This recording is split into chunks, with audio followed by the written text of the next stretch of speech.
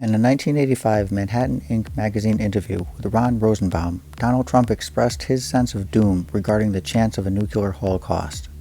Mr. Trump said it would be his greatest dream to personally do something about the problem. Mr. Trump recommended himself to be appointed as an ambassador to negotiate arms agreements with the Soviet Union. Having talked people into selling $100 million properties to him for $13 million, Mr. Trump felt confident. Mr. Trump said, "Negotiations is an art, and I have a gift for it.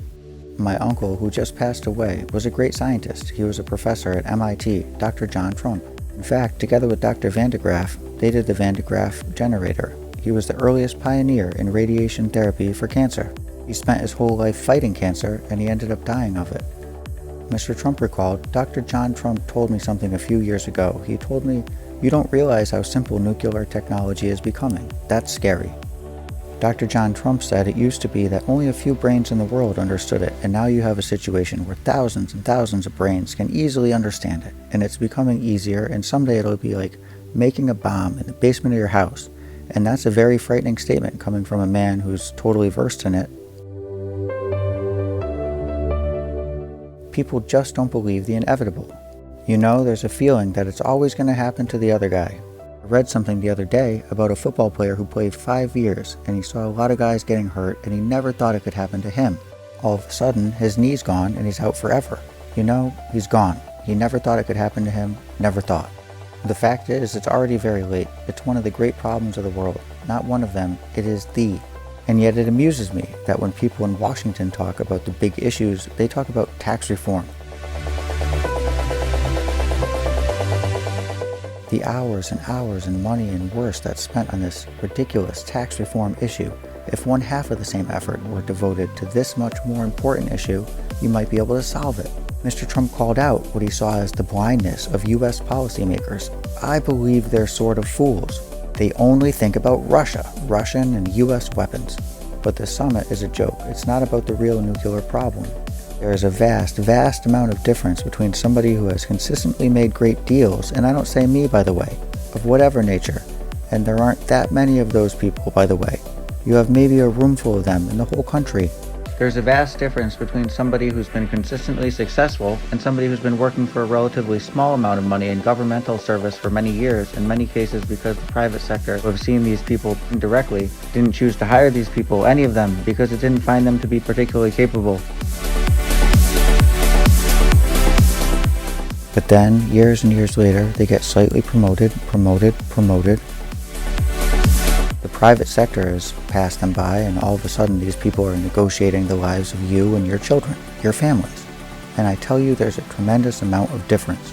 The life or death nature of making a deal with the Russians transcended mere real estate. Humanity is in tremendous trouble. The world is rocky, and some terrible things are going to happen. That's why I lead the life I do. I enjoy it. I know life is fragile, and if the world looks like this 100 years from now, we'll either be very lucky or have found unbelievably good leaders somewhere down the line. The interviewer, Ron Rosenbaum, asked Trump, "Do you think Trump Tower and your other buildings will bear your name 100 years from now?" Mr. Trump answered, "No, I don't think so. I don't think any building will be here, and unless we have some very smart people ruling it, the world will not be the same place in 100 years. The weapons are too powerful, too strong. Access to the weapons is getting too easy, so I think the landscape we're looking at will not be the same unless we get smart people in office quickly." What makes Mr. Trump think he can do anything to forestall the wild card nuke horror he envisions? I don't think I have to be the one. I'm not saying this to promote myself. But it has to be somebody of only a few people, somebody who has the ability to make a deal, because there's a deal there to be done, absolutely. But not by the present players, Mr. Trump said, referring to current American negotiators and Reagan negotiators. They have no smiles, no warmth. There is no sense of them as people. Who the hell wants to talk to them? They don't have the ability to go into a room and sell a deal. They're not sellers in the positive sense. So what is this deal that Trump thinks can be done? What is the Trump plan? It's a deal with the Soviets. We approach them on the basis that we both recognize the non-proliferation treaty is not working, that half a dozen countries are on the brink of getting a bomb, which can only cause trouble for the two of us.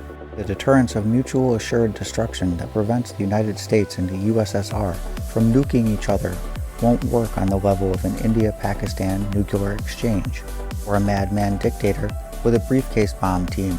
The only answer is for the big two to make a deal now, to step in and prevent the next generation of nations about to go nuclear from doing so, by whatever means necessary. Mr. Trump said most of those pre-nuclear countries are in one form or another dominated by the US and the Soviet Union. Between those two nations, you have the power to dominate any of those countries. So we should use our power of economic retaliation, and they use their powers of retaliation, and between the two of us, we will prevent the problem from happening. I'm saying you start off as nicely as possible. You apply as much pressure as necessary until you achieve the goal.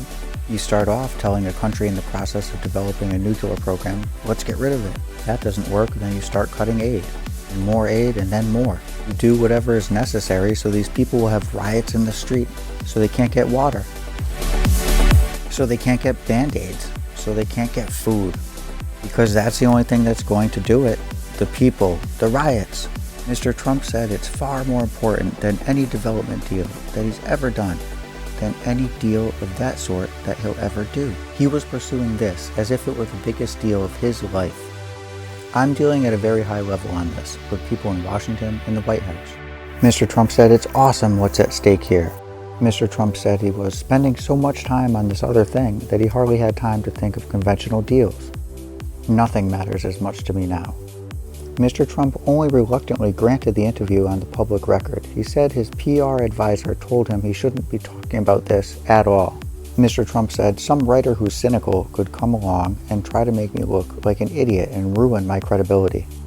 Ron Rosenbaum concluded, the idea that Mr. Trump would ever be allowed to go into a room alone and negotiate for the United States, let alone be successful in disarming the world, seems the naive musing of an optimistic, deluded young man who has never lost at anything he has tried. But Mr. Trump said he believes that through years of making his views known, and through supporting candidates who share his views, it could someday happen.